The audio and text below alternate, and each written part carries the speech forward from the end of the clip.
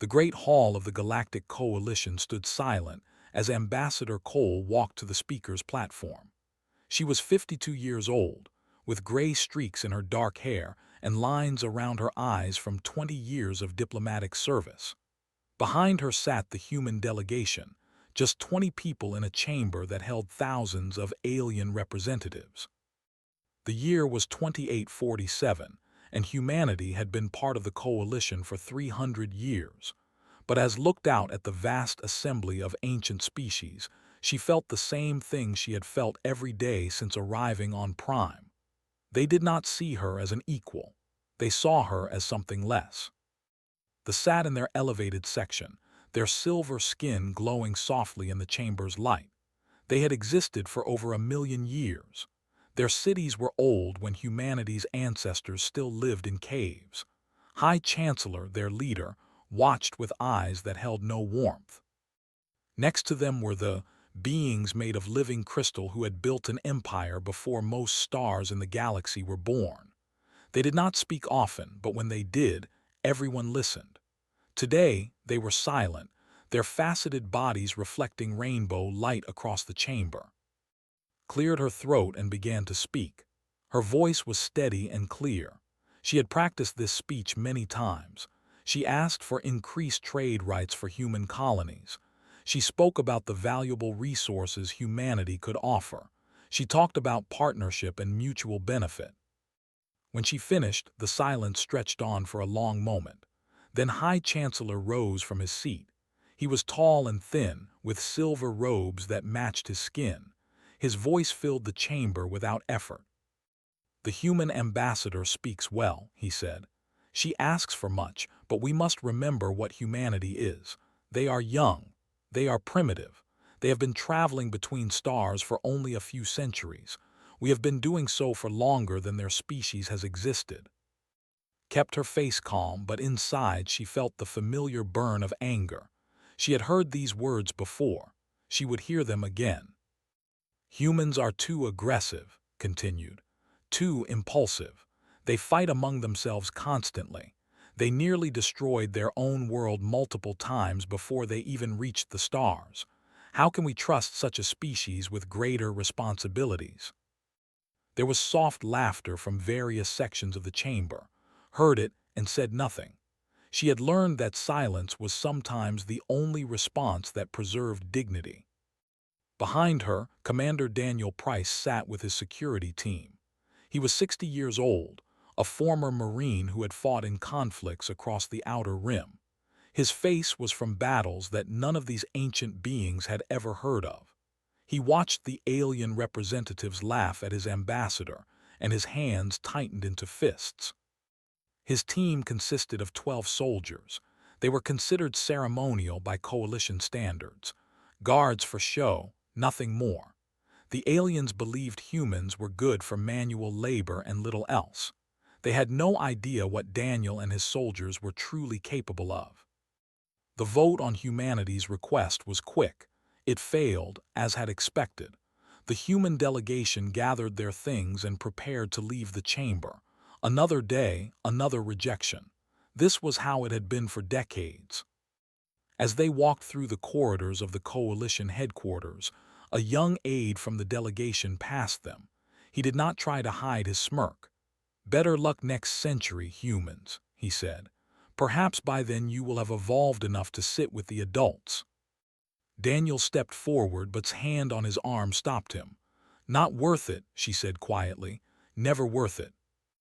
They returned to the human embassy, a small building on the outskirts of the capital city. It was modest compared to the towering structures of the elder races, but it was theirs. Went to her office and sat at her desk. She did not turn on the lights. Daniel found her there an hour later. He stood in the doorway and waited until she acknowledged him. "Something strange happened during the summit," he said.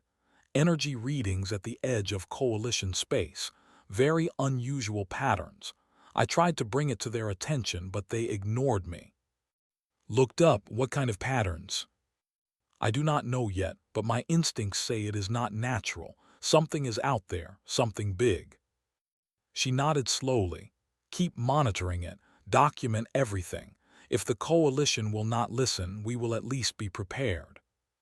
Daniel left and turned to look out her window. The alien city stretched before her, beautiful and ancient and completely indifferent to humanity's existence. She had spent 20 years trying to earn respect from species who would never give it. But something in Daniel's voice had caught her attention. A warning, a sense of danger that had nothing to do with politics or trade agreements. 3 days later, the first distress signal arrived. It came from a colony world on the far edge of Coalition space. The message was broken and unclear, but the terror in the sender's voice was unmistakable. Something was attacking, something that moved through the darkness between stars, something that devoured everything in its path. The ancient races gathered in emergency session. For the first time in 10,000 years, they felt something they had forgotten existed. Fear. And in the shadows of the Great Hall, the human delegation watched and waited. Their moment had not yet come, but Cole looked at Daniel Price and saw something in his eyes that the aliens could not understand. Readiness. Humanity had been dismissed as primitive. They had been mocked as young and foolish. But they had survived things that would have destroyed any other species. Ice ages, plagues, wars that nearly ended their existence. The galaxy was about to learn that being young did not mean being weak. It meant being forged in fire that still burned. The old legends were about to wake up. The news spread across the coalition like a disease. In every station, on every world, beings of 1,000 different species stopped what they were doing and listened to the broadcasts with growing horror. The had returned. 500,000 years ago, the combined might of every ancient race had fought against them. The war had lasted for centuries. Trillions had died. Entire star systems had been consumed. In the end, they were driven back, supposedly destroyed forever. But they had not been destroyed. They had been waiting, evolving, growing stronger in the darkness between galaxies, and now they had come back to finish what they started. High Chancellor called an emergency session of the Coalition Council. His silver skin had lost its glow. His hands trembled as he spoke. The arrogance that had defined him for centuries was gone, replaced by something that looked very much like terror. "We must unite our forces," he said. "Every species must contribute. Every ship, every soldier, every weapon. This is not a war we can afford to lose." But even as he spoke, the reality of their situation became clear. The ancient races had grown soft. Their military forces were ceremonial, maintained for tradition rather than combat. Their weapons were outdated. Their warriors had never faced a real enemy. They had forgotten what war meant. A battle fleet of 3,000 ships moved to intercept the advance force. They were the pride of the Navy, crewed by officers from the most distinguished families. They had never lost a battle in recorded history. The battle lasted less than 1 hour. Not a single ship survived. The last transmission showed the swarm moving through the debris, consuming everything, leaving nothing behind but empty space. The broadcast was shown across the coalition. Beings who had never known fear began to understand what it felt like to face extinction. Admiral Lisa Grant watched the recording from the bridge of her flagship, the Endurance.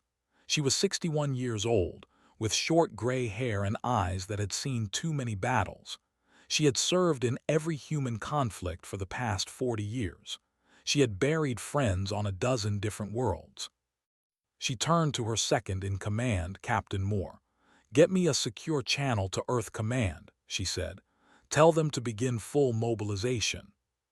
Nodded. He had served with the Admiral for 15 years. He knew that tone. It meant things were about to get very serious. On Prime, Ambassador Cole received a message from the Coalition Council. They were requesting that all species contribute military forces to the defense effort. The message was formal, but the underlying tone was desperate. High Chancellor expected humanity to offer perhaps a dozen ships, support vessels, transport craft, something small and insignificant, fitting for a primitive species. He was about to receive a surprise. Stood before the council and spoke clearly. "The Terran Defense Force will deploy in full," she said. "Admiral Lisa Grant will command our fleet. We are prepared to fight." There was confused muttering from the alien delegates, leaned forward. "Your full force? How many ships are we speaking of?" Smiled slightly. It was not a warm smile. 800 warships, 2 million soldiers, and weapons that the coalition has never seen. Silence fell across the chamber. The ancient races stared at the human ambassador with expressions of disbelief. "Impossible," said. "Humans do not have such forces. We would have known." "You did not ask," replied. "You assumed we were weak because we are young. You assumed we had nothing to offer because we did not threaten you. But humanity has never forgotten what it means to fight for survival. While you built monuments and wrote histories, we prepared for the day when the darkness would return." Commander Daniel Price stood behind his ambassador, and for the first time since arriving on Prime, he allowed himself to smile. The coalition was about to learn something important. Humanity had never stopped being warriors. Sergeant Maria Santos received her deployment orders 3 days later. She was 45 years old, a veteran of the Outer Rim conflicts and a dozen smaller engagements.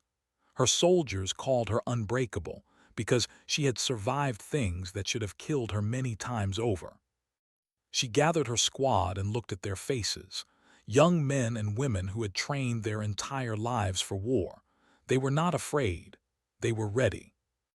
"They are old," she told them. "They think they know what war is. They think they have seen everything, but they have never faced us. They have never faced humans." Her soldiers nodded. They understood. Across the galaxy, the hive mind observed the gathering human forces. It was an ancient intelligence, older than most civilizations. It had consumed countless species. It had destroyed empires that spanned thousands of stars. But as it studied the humans, something unexpected stirred within its vast consciousness. These beings were young, barely evolved by galactic standards, yet their history was filled with violence and survival against impossible odds. They had fought ice ages and plagues. They had survived self-inflicted disasters that would have ended any other species. The hive mind felt something it had not experienced in 500,000 years. Uncertainty. It dismissed the feeling quickly. These humans were nothing, just another species to be consumed, just another meal. It was wrong. The Terran fleet departed from Earth orbit, 800 ships moving in perfect formation. They passed through coalition space, and the ancient races watched them go with a mixture of hope and doubt. Admiral Grant stood on the bridge of the Endurance and looked out at the stars. Somewhere ahead, the enemy waited. Somewhere ahead, the battle for everything would begin. She was not afraid. She was ready. 7 was burning. The colony world had been under siege for 3 days.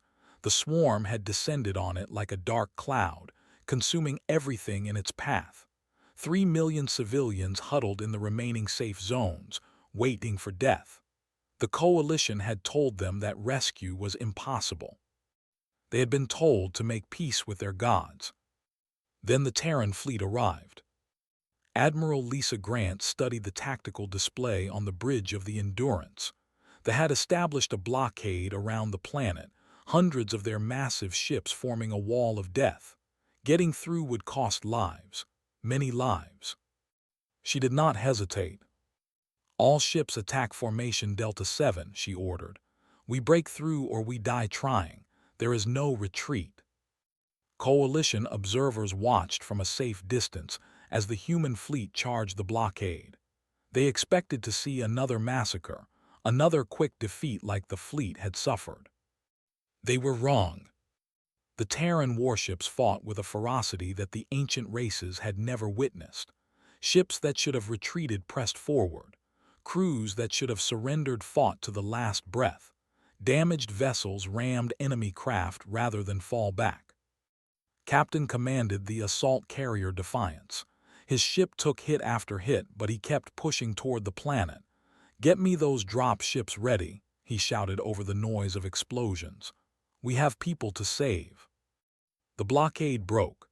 It cost humanity 47 ships and 12,000 lives, but a path opened to 7.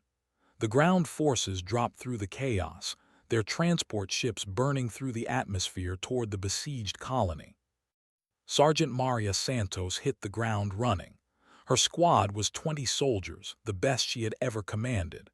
They moved through the ruins of the colonial city, their weapons ready, their eyes watching for any movement. They had set fire to the civilian districts. Great walls of flame blocked the streets. The heat was intense enough to melt metal. Any sensible force would have gone around, would have found another way. But there were survivors on the other side, trapped, dying. Maria looked at her soldiers. They looked back at her. No words were needed. They walked into the flames. Their armor scorched. Their skin burned. They kept moving. Through the fire, through the smoke, through the pain. Step after step, they pushed forward because people needed help. Private Amy was the youngest member of the squad. She was 23 years old, a medic on her first combat deployment. She had trained her entire life for moments like this, but training could not prepare anyone for walking through fire. She emerged on the other side with burns on her arms and smoke in her lungs.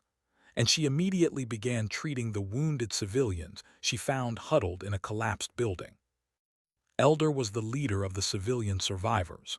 He was old, even by standards, with silver skin that had faded to gray. He had lived for over 10,000 years. He had seen empires rise and fall. He had watched humanity from afar and dismissed them as primitive children.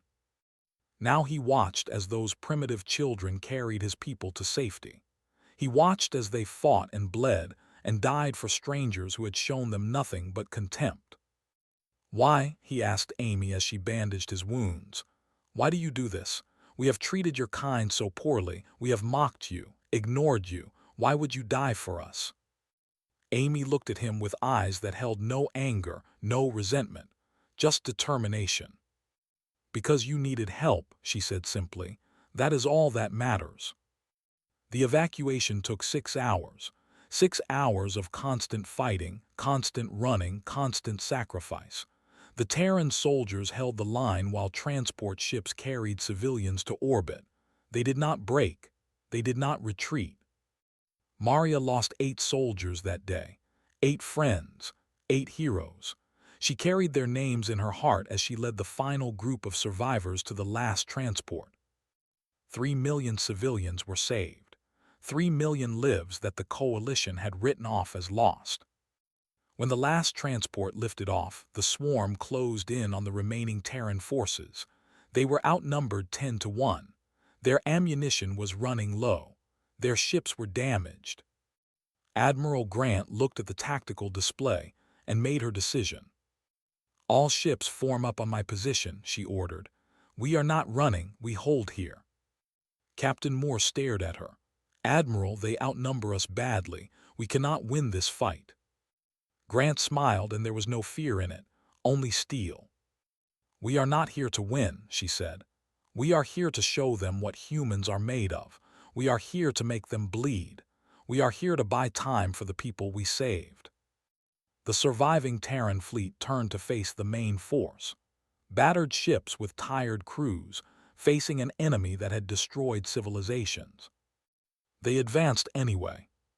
Across the galaxy, the broadcasts of the Battle of Seven were watched by billions. Species that had dismissed humanity as primitive saw them charge into impossible odds. They saw them walk through fire. They saw them die for strangers. And for the first time, the ancient races began to understand what humanity truly was. Not primitives, not children. Warriors. The Battle of Seven changed everything. Word spread across the coalition with the speed of light. On 1,000 different worlds, species that had dismissed humanity began to look at them with new eyes. Old records were pulled from archives.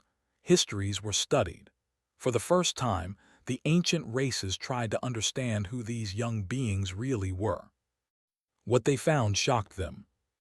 Humanity had been at war with itself for its entire existence. They had fought over land, over resources, over ideas. They had nearly destroyed their own world with nuclear weapons. They had survived ice ages that killed most life on their planet. They had endured plagues that wiped out half their population. And through all of it they had kept going. They had kept fighting. They had refused to die. The hive mind studied these records as well. It was an ancient intelligence, older than most galaxies. It had consumed countless species without effort. But as it learned more about humanity, the uncertainty it had felt earlier grew stronger. These beings were different. They were forged in fire and blood. They did not know how to give up. General arrived on Prime 3 days after the battle. He was 73 years old, the supreme commander of all Terran forces. His hair was white and his face was lined with age, but his eyes were sharp and his mind was clear. He had spent his entire life preparing for this moment, training soldiers for a war against an enemy he always knew would come. The Coalition Council convened an emergency session. High Chancellor rose to speak, but his voice had changed. The arrogance was gone. In its place was something that sounded almost like respect. "The ancient races have failed," he said quietly. "Our fleets have fallen. Our warriors have forgotten how to fight. We face extinction unless we find new leadership." He turned to face the human delegation. Ambassador Cole stood with General beside her. "We formally request," continued, "that humanity take command of the combined galactic defense." Silence fell across the chamber. It was the first time in Coalition history that a younger species had been given such authority. The ancient races who had mocked humanity for centuries now asked them to lead. General stepped forward. He looked out at the gathered representatives, beings from species millions of years older than his own. "We accept," he said simply, "but you need to understand what this means. The battle ahead will be unlike anything you have ever known. We will ask things of you that you thought impossible. Many will die, perhaps most." He paused and his voice grew hard. "But we will not lose, not because we are stronger, not because we are smarter, but because we do not know how to give up. That is what humans are. That is what we will teach you to be." Dr. Hall was the Terran chief scientist. She had spent 20 years developing weapons specifically designed to counter the. Her work had been dismissed as paranoid fantasy by the Coalition. Now it was the only hope for galactic civilization. She presented her findings to the Council. Weapons that could disrupt the hive mind's control, shields that could resist attacks, tactics that exploited weaknesses no one else had thought to look for. "You prepared for this," said, staring at the data. "You knew they would return." Nodded. "Humanity has always expected the worst. We have always prepared for disaster. It is how we survive."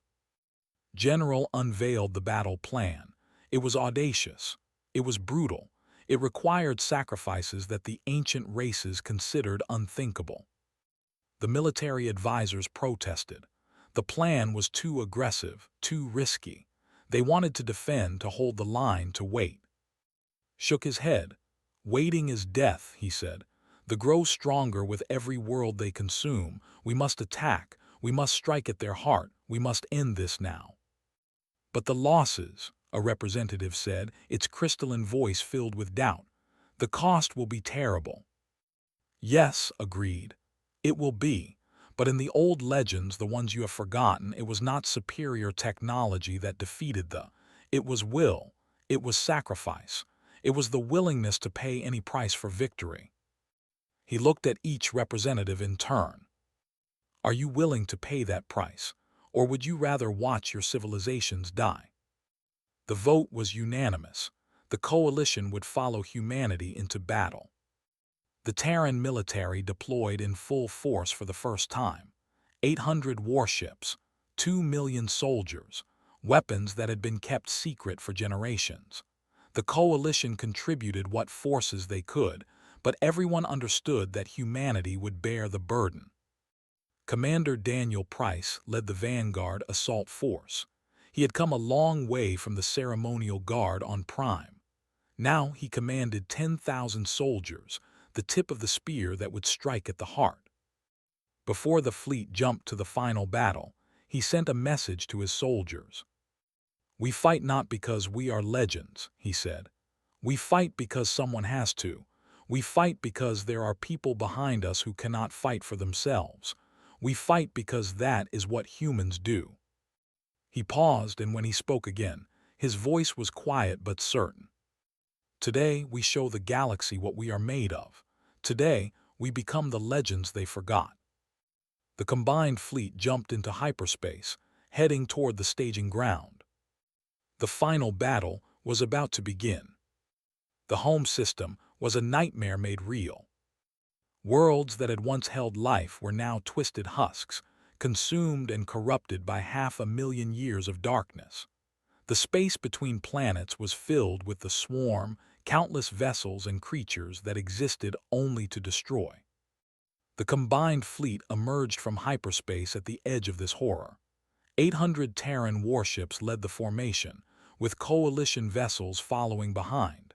Every species that could fight had sent what they could. Admiral Lisa Grant stood on the bridge of the Endurance and looked at the enemy forces on her display. They outnumbered the fleet by at least 5-1, perhaps more. She smiled. "All ships attack Formation Alpha Prime," she ordered. "Today we end this. Today we show them why they should have stayed hidden."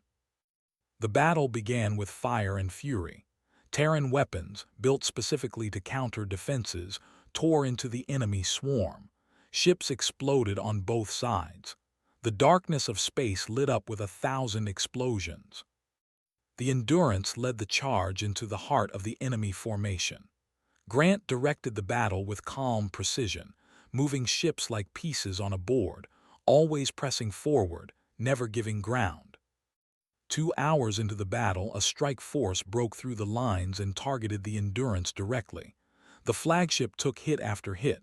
Fires broke out across multiple decks. Systems failed. The ship began to die. Grant ordered the crew to abandon ship and transferred her flag to the cruiser Resolute. She did not stop fighting. She did not pause to mourn. There would be time for grief later, if there was a later. When the Resolute was crippled an hour later, she transferred again, this time to the destroyer Swift. They could not understand an enemy that refused to stop. On the surface of the Central World, Commander Daniel Price led the ground assault. His soldiers dropped through storms of acid rain, through fields of living fire, through swarms of creatures that existed only to kill. They did not stop. Sergeant Maria Santos pushed her squad toward the hive mind's core, the central nexus that controlled all forces. Every step cost lives. Every meter was paid for in blood. Her squad of 20 was reduced to 10, then 5, then 3. They reached the objective anyway. Private Amy, the young medic who had walked through flames on 7, carried the device that would disrupt the hive mind. She was wounded in 3 places. She could barely see through the blood running down her face. She delivered the final strike. The hive mind screamed. It was a psychic wail that echoed across space, felt by every being in the system. For 500,000 years it had controlled the swarm with perfect precision. Now that control shattered. The forces fell into chaos. Ships collided with each other. Creatures turned on their own kind. The swarm that had threatened to consume the galaxy became a mindless mob. Coalition forces, inspired by human sacrifice, pressed their advantage. Ships that had held back now charged forward. Vessels, silent and deadly, cut through the disorganized enemy. The battle turned from desperate defense to total victory. General, watching from the command ship, gave the order for the final weapon. It was humanity's most devastating creation, developed in secret for exactly this moment. The home system was sterilized completely. Every planet, every vessel, every trace of the enemy was destroyed. They would never return. The war was over. Humanity had lost 200,000 soldiers and 300 ships. The cost was staggering, more than any species should have been willing to pay. But the galaxy survived. High Chancellor traveled to Earth for the first time in his long life. He walked through the streets of the human and saw monuments to wars he had never heard of. He saw memorials to sacrifices he could barely understand. He found Ambassador Cole in a garden overlooking the ocean. She was older now, her hair fully gray, but her eyes were as sharp as ever. Knelt before her. It was something no High Chancellor had ever done before a younger species. "We were wrong about you," he said. "The old legends spoke of warriors who would stand against the darkness. We thought those legends referred to us. We thought we were the heroes of the story." He looked up at her with ancient eyes that had finally learned humility. "We were wrong." The Coalition Council voted unanimously to elevate humanity to elder status. They became equals with species a million years older. It was the fastest ascension in galactic history. Commander Daniel Price, now the most decorated soldier in Coalition history, stood before a gathering of species from across the galaxy. His uniform bore the marks of a dozen battles. His face carried new scars. His speech was short. Humans had never been good at long ceremonies. "We did not fight because we wanted to be legends," he said. "We fought because it was right. We fought because people needed help. That is what it means to be human." He paused and looked out at the assembled beings, ancient races who had watched humanity rise from nothing to everything. Perhaps that is what it means to be legend. On Prime, a memorial was built. It stood at the center of the Coalition capital, taller than any other monument, visible from every corner of the city. It bore the names of every human who had died in the war. 200,000 names, carved in stone that would last forever. At the base of the memorial, a simple inscription. "They walked into the flames. They did not walk alone." And across the galaxy, species that had once called humanity primitive taught their children a new story. A story about warriors who came from a small blue world. Warriors who walked through fire to save strangers. Warriors who faced extinction and refused to die. The old legends were true after all. They just had the wrong heroes. The end.